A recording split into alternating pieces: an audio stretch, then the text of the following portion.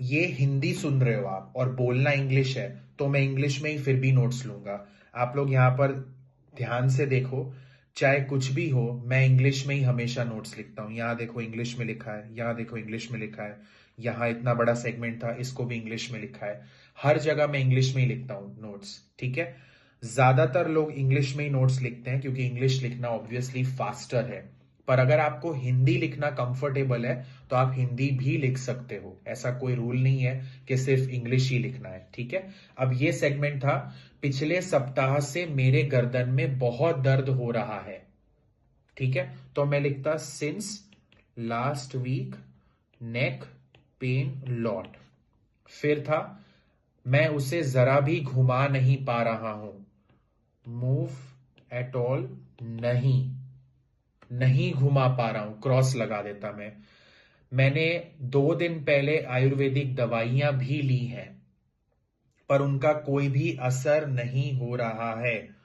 2 days ago Ayurvedic medicine take, no असर, असर क्या था, सॉरी, नो इफेक्ट, ठीक है। फिर नेक्स्ट लाइन क्या थी, दर्द बढ़ता ही जा रहा है और मैं आशा करता हूं कि यह कुछ गंभीर ना हो, ठीक है।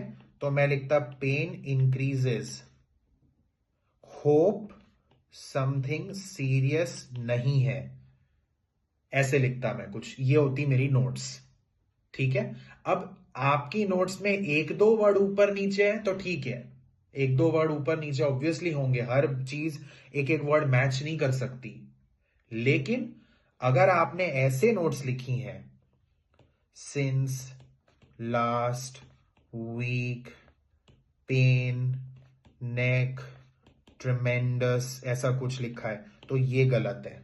फिर आपकी नोट टेकिंग कभी फिनिश नहीं हो सकती क्योंकि आप सब कुछ पूरा पूरा पूरा पूरा लिख रहे हो, ओके। तो इसीलिए हमें नोट्स ऐसे लिखनी है। Since last week there is a lot of pain in my neck, I am not able to move it at all. 2 days ago I took Ayurvedic medicine. Ayurvedic medicine is also okay, you can say herbal medicine as well, that's fine, but there is no effect, the pain is increasing, I hope this is not something serious, yeah, I'm worried this is not something serious। the same, मतलब same रहना चाहिए, अगर मतलब same है, you won the battle, ठीक है। Next